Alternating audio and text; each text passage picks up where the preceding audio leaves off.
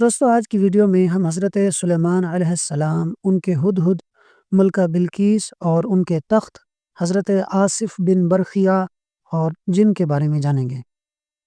یوں تو سبھی پرندے حضرت سلیمان علیہ السلام کے مسخر اور تابع فرمان تھے، لیکن آپ کا ہدہد آپ کی فرما برداری اور خدمت گزاری میں بہت مشہور ہے۔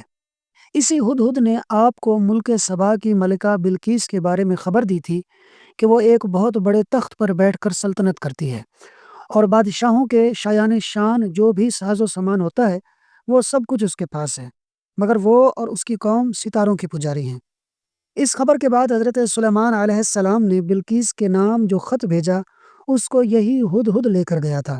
چنانچہ قرآن کریم کا ارشاد ہے کہ حضرت سلیمان علیہ السلام نے فرمایا، تم میرا یہ خط لے کر جاؤ اور ان کے پاس یہ خط پہنچا دو، پھر ان سے الگ ہو کر تم دیکھو کہ وہ کیا جواب دیتے ہیں۔ چنانچہ ہدہد خط لے کر گیا اور بلقیس کی گود میں اس خط کو اوپر سے گرا دیا۔ اس وقت اس نے اپنے ارد گرد امراء اور اراکین سلطنت کا مجمع اکٹھا کیا، پھر خط کو پڑھ کر لرزہ بر اندام ہو گئی اور اپنے اراکین سے کہا کہ جسے قرآن کریم اس طرح بیان کرتا ہے، اے سردارو، بے شک میری طرف ایک عزت والا خط بھیجا گیا ہے، بے شک وہ سلیمان کی طرف سے ہے، اور بے شک وہ اللہ کے نام سے ہے جو نہایت مہربان رحم والا۔ یہ پیغام کہ مجھ پر بلندی نہ چاہو اور گردن رکھتے ہوئے میرے حضور حاضر ہو۔ خط سنا کر بلقیس نے اپنی سلطنت کے امیروں اور وزیروں سے مشورہ کیا تو ان لوگوں نے اپنی طاقت اور جنگی مہارت کا اعلان اور اظہار کر کے حضرت سلیمان علیہ السلام سے جنگ کا ارادہ ظاہر کیا۔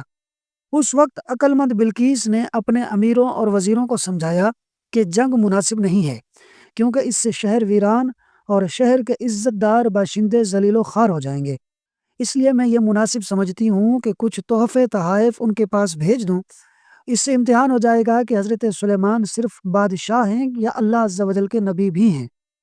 اگر وہ نبی ہوں گے تو ہرگز میرا تحفہ قبول نہیں کریں گے، بلکہ ہم لوگوں کو اپنے دین کے اتباع کا حکم دیں گے، اور اگر وہ صرف بادشاہ ہوں گے تو میرا تحفہ قبول کر کے نرم ہو جائیں گے۔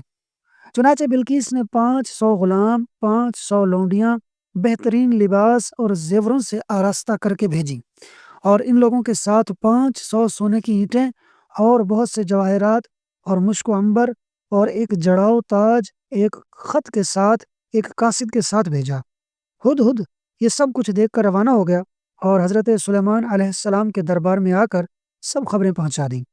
چنانچہ بلقیس کا قاصد جب چند دنوں کے بعد ان سامانوں کو لے کر دربار میں حاضر ہوا تو حضرت سلیمان علیہ السلام نے غضبناک ہو کر قاصد سے فرمایا، جسے قرآن کریم اس طرح بیان فرماتا ہے، فرمایا، کیا مال سے میری مدد کرتے ہو؟ تو جو مجھے اللہ نے دیا وہ بہتر ہے اس سے جو تمہیں دیا، بلکہ تم ہی اپنے تحفے پر خوش ہوتے ہو۔ پلٹ جاؤ ان کی طرف تو ضرور ہم ان پر وہ لشکر لائیں گے جن کی انہیں طاقت نہ ہوگی، اور ضرور ہم ان کو اس شہر سے ذلیل کر کے نکال دیں گے، یوں کہ وہ پست ہوں گے۔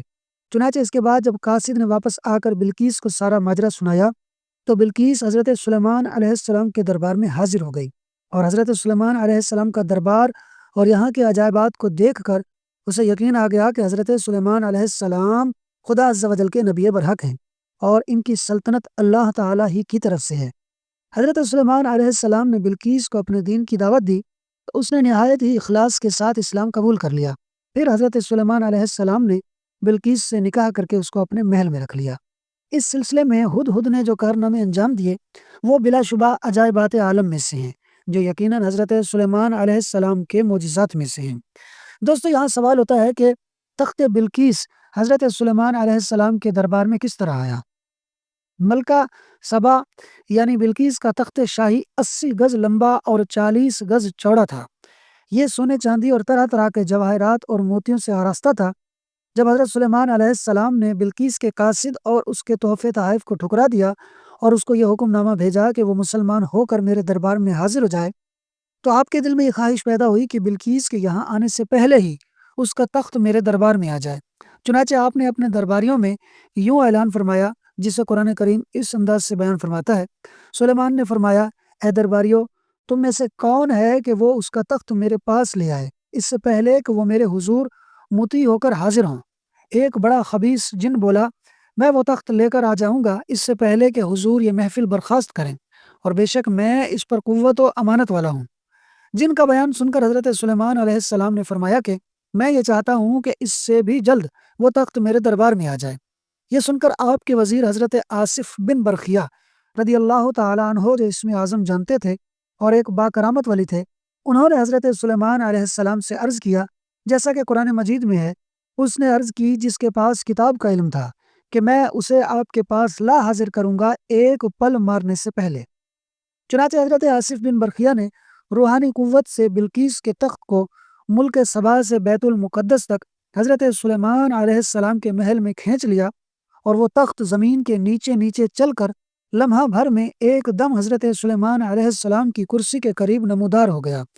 تخت کو دیکھ کر حضرت سلیمان علیہ السلام نے یہ کہا، جسے قرآن کریم اس انداز سے بیان فرماتا ہے، یہ میرے رب کے فضل سے ہے تاکہ مجھے آزمائے کہ میں شکر کرتا ہوں یا ناشکری، اور جو شکر کرے وہ اپنے بھلے کو شکر کرتا ہے، اور جو ناشکری کرے تو میرا رب بے پرواہ ہے، سب خوبیوں والا۔ درس ہدایت۔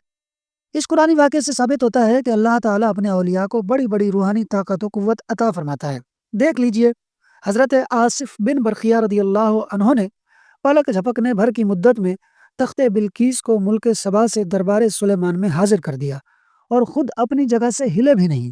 اسی طرح بہت سے اولیاء کرام نے سینکڑوں میل کی دوری سے آدمیوں اور جانوروں کو لمحہ بھر میں بلا لیا ہے۔ یہ سب اولیاء کی اس روحانی طاقت کا کرشمہ ہے جو خداوند قدوس اپنے ولیوں کو عطا فرماتا ہے۔ اس لیے کبھی ہرگز اولیاء کرام کو اپنے جیسا نہ خیال کرنا، اور نہ ان کے اعضاء کی طاقتوں کو عام انسانوں کی طاقتوں پر قیاس کرنا۔ کہاں عوام اور کہاں اولیاء، اولیاء کرام کو اپنے جیسا سمجھ لینا یہ گمراہی کا سرچشمہ ہے۔ حضرت مولانا رومی علیہ الرحمہ نے مثنوی شریف میں اسی مضمون پر روشنی ڈالتے ہوئے بڑی وضاحت کے ساتھ فرمایا ہے۔ فرماتے ہیں، تمام دنیا اس وجہ سے گمراہ ہو گئی کہ خدا کے اولیاء سے بہت کم لوگ آگاہ ہوئے۔ لوگوں نے اولیاء کو اپنے جیسا سمجھ لیا اور انبیاء کے ساتھ برابری کر بیٹھے۔ ان لوگوں نے اپنے اندھے پن سے یہ نہیں جانا کہ عوام اور اولیاء کے درمیان بے انتہا فرق ہے۔ بہرحال خلاصہ کلام یہ ہے کہ اولیاء کرام کو عام انسانوں کی طرح نہیں سمجھنا چاہیے، بلکہ یہ عقیدہ رکھ کر اولیاء کرام کی تعظیم و تکریم کرنی چاہیے کہ ان لوگوں پر خداوند کریم کا خاص فضل عظیم ہے، اور یہ لوگ بے پناہ روحانی طاقتوں کے بادشاہ بلکہ شہنشاہ ہیں۔ یہ لوگ اللہ عز و جل کے حکم سے بڑی بڑی بلائیں اور مصیبتیں ٹال سکتے ہیں، اور ان کی قبروں کا بھی ادب رکھنا لازم ہے کہ اولیاء کی قبروں پر فیوز و برکات خداوندی کی بارش ہوتی رہتی ہے، اور جو عقیدت و محبت سے ان کی قبروں کی زیارت کرتا ہے وہ ضرور ان بزرگوں کے فیوز و برکات سے فیض یاب ہوا کرتا ہے۔ اس زمانے میں فرقہ وہابیہ اولیاء کرام کی بے ادبی کرتا رہتا ہے۔ میں اپنے اہل سنت بھائیوں کو یہ نصیحت اور وصیت کرتا ہوں کہ ان گمراہوں سے ہمیشہ دور رہیں، اور ان لوگوں کے ظاہری سادہ لباسوں اور وضو اور نمازوں سے فریب نہ کھائیں کہ ان لوگوں کے دل بہت گندے ہیں، اور یہ لوگ نور ایمان کی تجلیوں سے محروم ہو چکے ہیں۔ یہ انبیاء کو اپنے جیسا ایک عام بشر اور انسان سمجھتے ہیں۔